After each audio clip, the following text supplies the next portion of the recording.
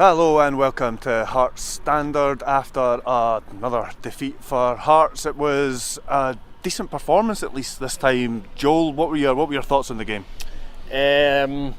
I'll just reiterate what Liam Fox said, frustrating and disappointment. Just because it was like if I was forced to take my maroon tinted specs off and my Hearts hat off, I would say it was a really, really exciting game, like really enjoyable to watch. But the end result was not so enjoyable. But when you consider Hearts conceded after within 2 minutes, and then from there until the second Aberdeen goal, Hearts were the better side. If George Grant had stayed on the pitch, I think we're talking about a draw or perhaps a win. You look at the game as a whole, I'm not going to say Hearts deserved to win, because I think you deserve, you get what you deserve, but I thought Hearts did enough for a lot of that game to have won.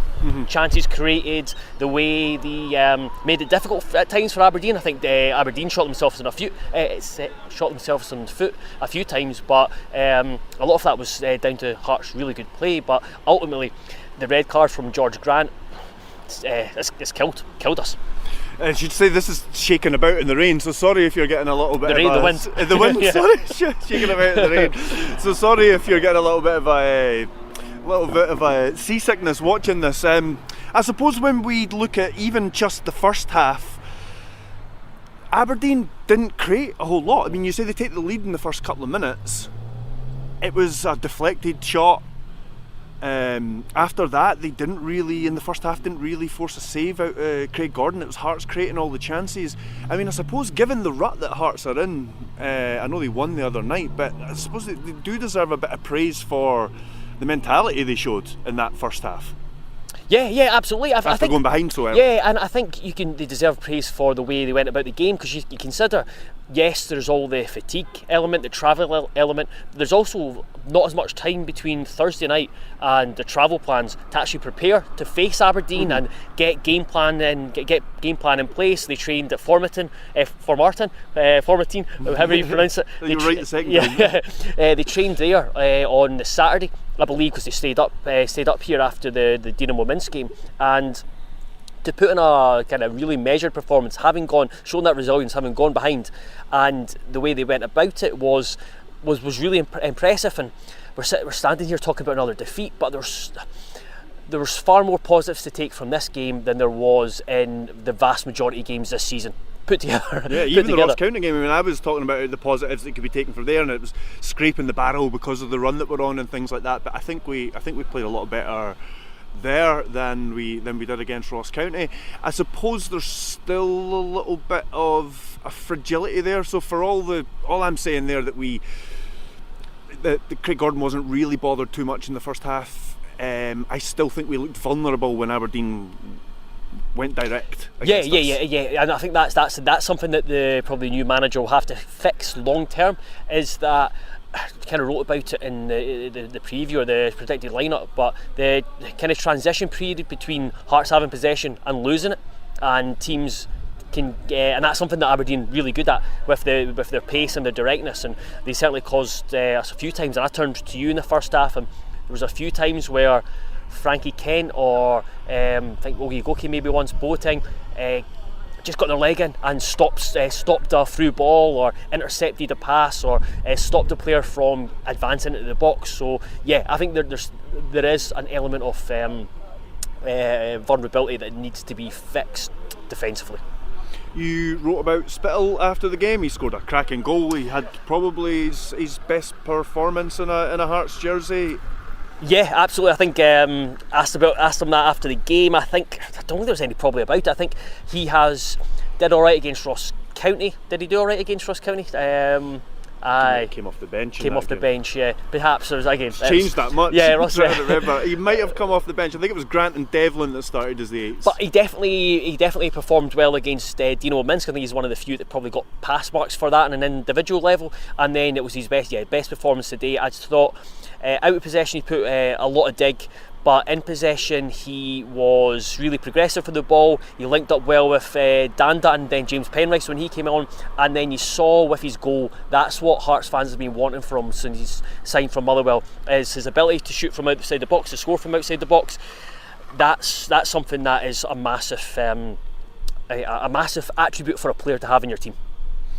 And finally, I mean, what does this kind of mean for Hearts this season? We think we're going to have a new manager by the time we play a new game, the next game. What does this performance and result mean for the new man coming in, do you think? So, I think it's unfortunate that we. This video's a state. Sorry guys, Joe's holding it so it doesn't fall over. It's like a thin tripod, so any wind, it's like so. Sorry guys. It's unfortunate that didn't win. On a personal level for Liam Fox, I think him handing over to the new manager essentially 7 points, so 2 wins and a draw would be a massive massive bonus. Just gives the whole club a lift. But also, if we'd beaten Aberdeen today, then it takes a wee bit of the pressure off appointing a new manager. Not in terms of, yes, we need to get the appointment right, but in terms of the pace at which everything happens, because another game's passed without a win, basically. Yes, exactly. So if you beat Aberdeen, then you're thinking, right, the board can take a wee bit more time. You got St Mirren after the international break. You're almost like, ideally you want the next manager in ASAP, but if for whatever reasons, like McKinley talked about snags, if something happened, then you can have a wee bit more time, because then you feel comfortable with the way the team are kind of progressing under Fox, that you can even have the St Mirren game. So you're not trying to rush in an appointment, but I think that's with the team bottom of the table, you're wanting a manager in sooner rather than later. However, I do think Fox will have handed the team over in a better position than they were when he took over. There has been improvements in certain areas. Again, the best performance today, kind of players playing in their kind of best position. Same shape for 3 games. Yeah, same shape for 3 games. There's been that continuity. So yeah, it's not been. Today's not ideal, but I do think there are positives to take from it, and you're still bottom of the league, still not won a league game, so you wanted to caveat it with all of that, but I still think there was today, out of all the 3 games, showed that Hearts have got plenty. There's plenty there to work with for a new manager. Yeah, it's probably not going to be the best season in terms of league performance, but there's still so much to play for. Yeah, ultimately the better side against a team that's now 13 games on the trot, so I think that's a frustrating thing, just winning and out. They were there to be beat. Yeah. Again, I thought Hearts were the better team for the majority of it. But you do look at Aberdeen, and yes, the red card changes it, but you look at the bench, they were able to bring on Duke and the mentality. They were able to make changes. Hearts, you turn to the bench, and there was not a lot of excitement there, or game changers, or match winners. Whereas you look at what Aberdeen have in their squad, they do have guys with pace, they do have guys who can change a game, Duke for example. But it's frustrating because they weren't as impressive as a team who've won 12 in a row. As you would be expecting going into this. Yeah, totally. Yeah. Well, thanks for joining us once again. Please be sure to check out the reaction to this game on heartstandard.co.uk. There'll be more of that going up, and we will be back at some point next week.